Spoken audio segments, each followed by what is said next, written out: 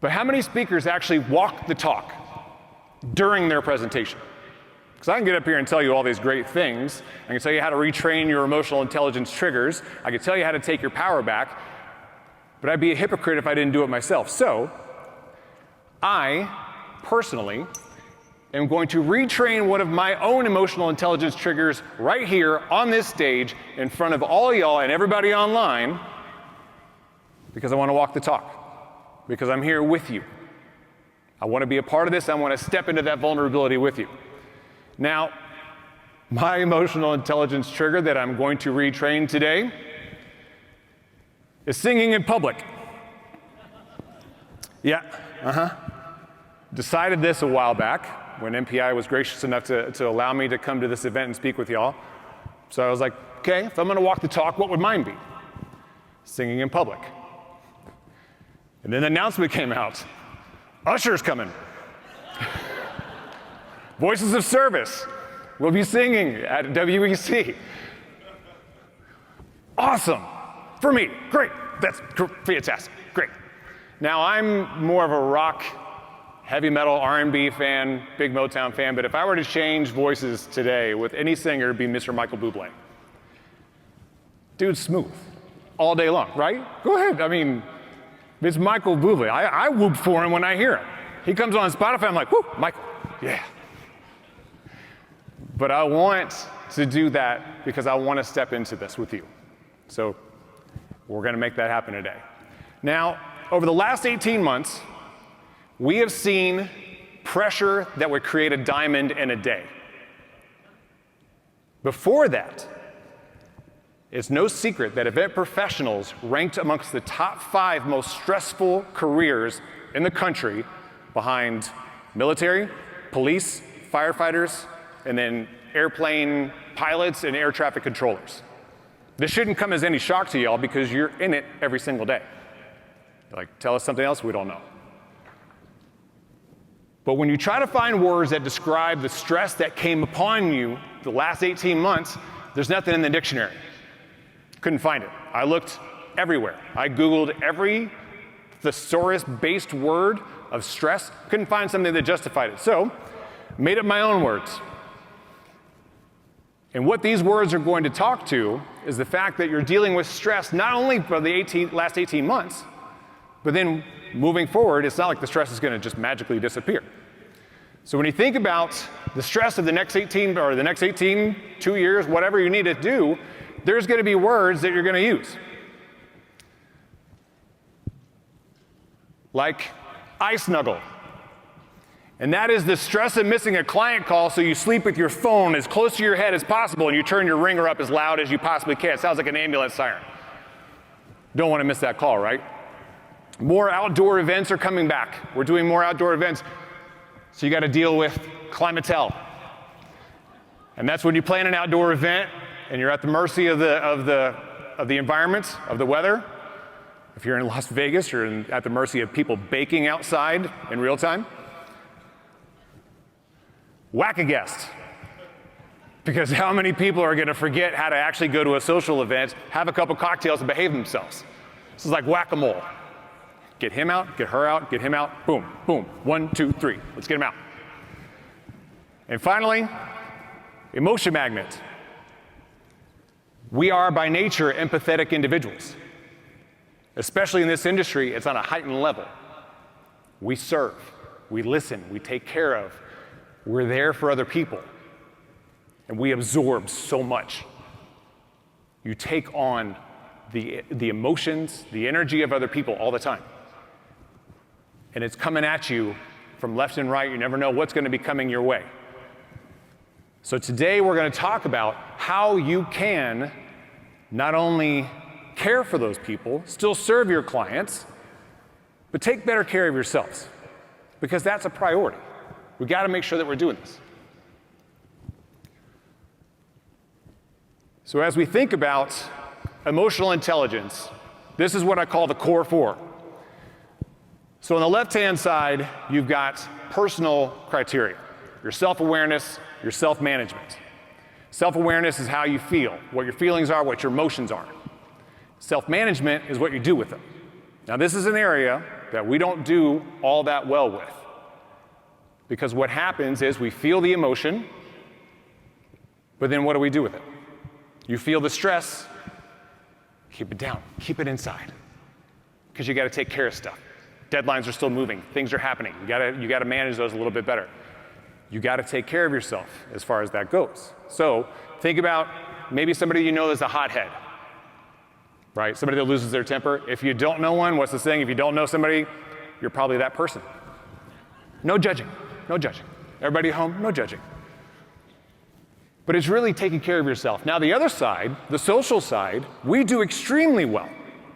Social awareness, body language interpretation, active listening, engaging, taking care of the other people. In relationship management, we're in a relationship business. We do this better than anybody. So that side we got it taken care of.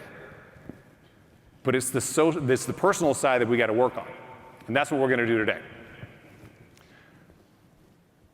So as we think about emotional intelligence triggers, these are things that are going to change your mood, change your emotion at any given time. Because now we are inundated with more stimulus than ever before. Your phones, your teams, your clients, your family, your friends. Things are coming at you all the time. Social media, we're inundated with triggers. So I want to practice something with you right now, because these triggers not only change your mood, they change you physically, they change you emotionally, they change you psychologically. So what I want everybody to do, everybody at home, is do this as well. Put your hand on your heart. Now what I'm going to do, I'm going to roll through a series of words. And because we're in Las Vegas, because this is a gigantic room, and because I heard a lot of y'all making noise at Allegiant Stadium last night, so I know you got it in you, I want you to react to whatever the word is, but keep your hand on your heart. But I want it loud. I don't care what your reaction is. You may have mixed reactions at your own table. I want to hear your individual reaction. This is on you. So we're going to practice. Boom. Come on, you can't, that is pronounced usher. One more time, hand in your heart, let me hear you. There it is, all right. Next word.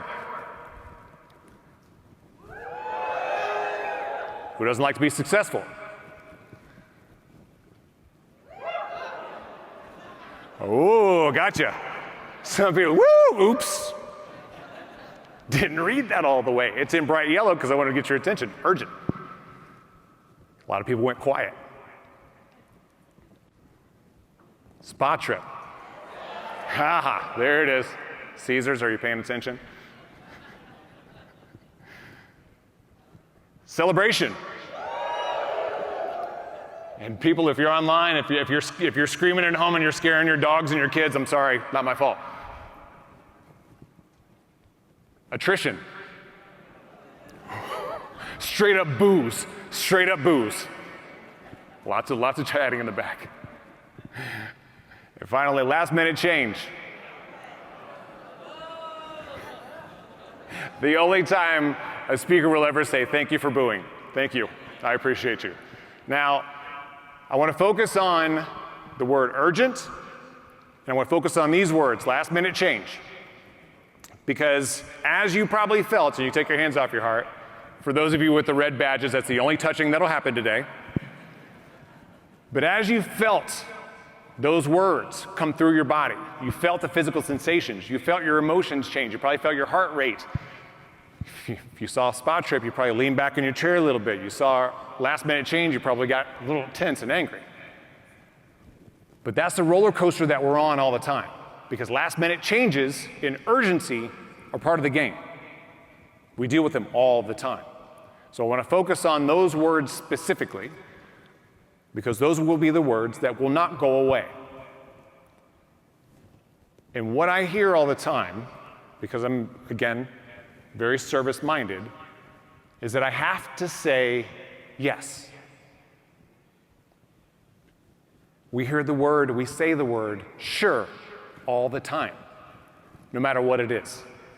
And we put ourselves on this roller coaster of emotion, because it's like the description of a duck. Duck looks calm on the top, but underneath is a fury of action. paddling feverishly, trying to get to where they're trying to get to. That's the same way that we act. We're good, fine. How many of us look like this when a client says, hey, I have an idea. Hey, you know that thing we were gonna do? I wanna change it. Hey, you know, I know the event's tomorrow, but I was having some drinks last night and I had this great idea. Sure, got you, I got you, right? What did Usher say yesterday, make love to the camera? I got you, we're good, we're gonna take care of this. And on the inside, what are we doing? What kind of idiot thinks that I have time to do this tonight when I've got 50 other things to do? I don't have time, I haven't made dinner, I haven't spent time with my spouse, I haven't checked Instagram, I haven't done anything for me, and they want to dress up 3 bartenders in penguin outfits 24 hours before the event, and they expect me to make it happen. Sure. No problem. But it's in this moment that I want to teach you the value of boundaries and the value of retraining your response to these kinds of events. Because again, they're going to happen. They're going to persist. These are not going away. So when we think about retraining our triggers, it's all about taking back control. Because your emotions are yours. Your words are yours. Your interactions are yours. And I'm not saying that all of a sudden you're gonna be like, I'm not doing that. But what you can do is come to the middle and understand that you don't have to say no, but you don't always have to say yes. There's a middle ground, because I will tell you this. Again, you are the experts.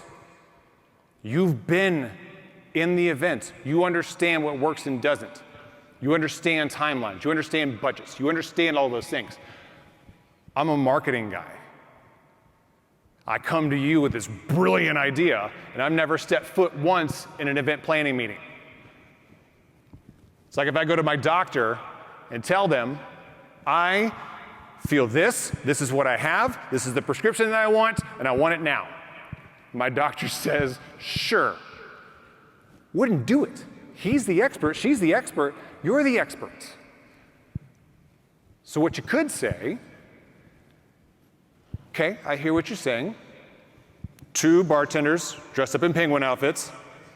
Don't know why. Tomorrow. Okay, that's gonna be really hard to source, but let's look at some options. Because what you're doing in that moment is you're establishing the boundary of expertise. You're not saying no, you're not saying yes. Because at the end of the day, and I've been on both sides, I've been the event planner, I've also been the marketing guy that asks the dumb questions and requests. You can present back to me, okay, here's what that looks like. You realize how expensive that's going to be to source penguin outfits 24 hours ahead of time. I don't know how much that costs, it's gotta be expensive. Gotta now go source 2 new bartenders, get a new bar, timeline of this. Here are the things that need to happen in the next 24 hours. Is this more important? You've now taken control back over that conversation. And a lot of you are looking at me like, sure, right. Let me say that to my client. You can. Because they're people too. If anything was taught to us in the last 18 months is that we're all human. And when you express back, hey, you know what? Those 2 bartenders are gonna cost you 60, 70 grand. I'm sorry, I gotta, Amazon is out of stock, I gotta go somewhere specifically, and this is what's gonna happen. You're now putting back on them the priority of what the event needs and what they want. So, as we think about emotional intelligence triggers, remember to breathe. I know that sounds ridiculous, but if you think about, and I'm sure most of y'all are probably going through the last time you got a last minute request in your head and what that traumatic experience was, what's the first thing you do when you hear it? Sure. You're holding your breath. most of the time when you're responding. You're not breathing appropriately. You've now put undue stress on yourself within seconds. Take a deep breath. Engage your breathing. When you slow down and you take that deep breath, all of a sudden, you're balancing yourself. You're not on that roller coaster, nor do you deserve to be. But so many times we put ourselves on that unknowingly. Acknowledge the feeling within seconds of doing that. Remember, request comes in, sure, immediately in your mind, you've already run through 7 scenarios why this is a horrible idea. Because you're the expert, because you've seen this happen before, because you know how this would unfold. So instead of just getting anxious immediately and trying to dismiss it, trying to suffocate it, put it in a box, put it away because you've got to take care of stuff, acknowledge what that feeling is. I'm now anxious, I'm angry, I'm upset with this client. Don't tell them that. Say it quietly to yourself, but acknowledge the emotion. Because once you acknowledge the emotion, you give yourself power back again, because by not acknowledging the emotion, you're handing the keys to your emotional car to somebody else. And it's probably a 13-year-old that just inhaled like 12 pixie sticks. It's not going to end well. Take a deep breath, acknowledge the feeling, and engage that new response. Instead of, sure, yes, no problem, got it taken care of. Can we talk through this? Let's talk about what's going on. Let me level set. Because when we say sure, without explaining that, they think we can make magic happen, which we can. We just don't want them to think that we always can. Because magic, like in every Disney movie, has its place. So engaging the new response allows you to separate your stress, allows you to separate the priority, and allows you to take control back of the conversation. Again, you are the expert. Because it's up to you which way you go. One of my favorite people in the entire world is Mel Robbins.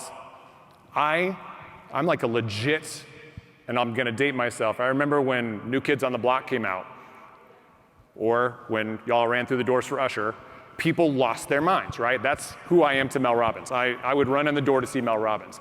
Mel Robbins had a great response when somebody asked her, do you ever get nervous before you speak?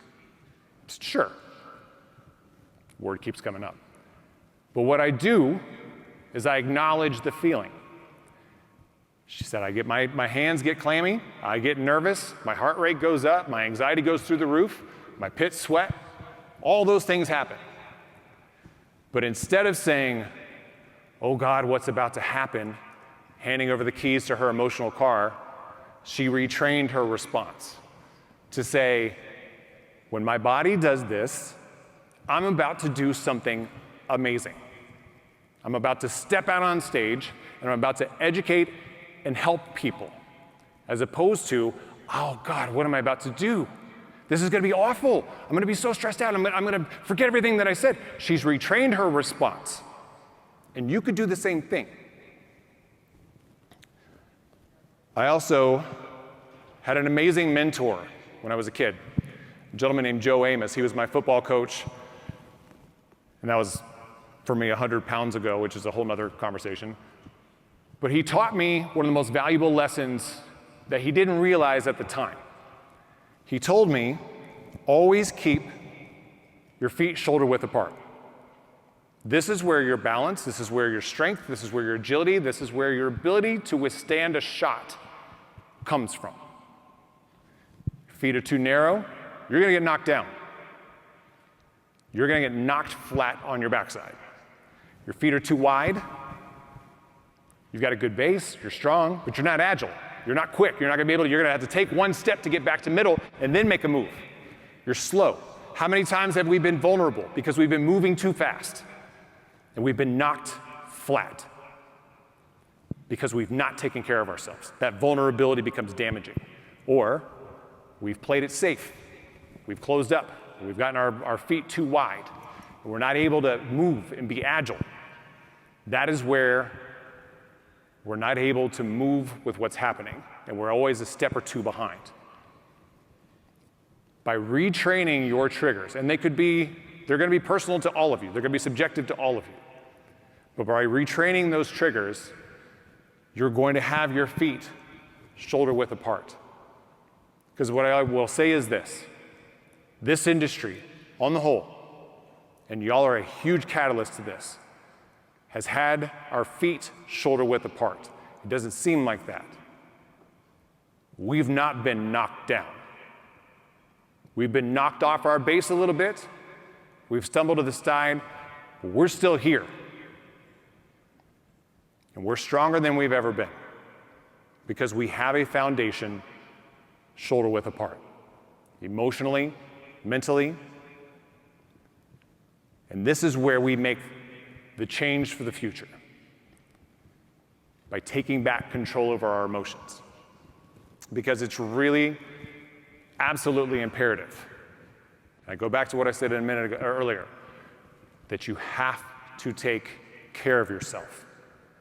And by retraining these triggers, you bring that strength back. You bring that hope back for yourself.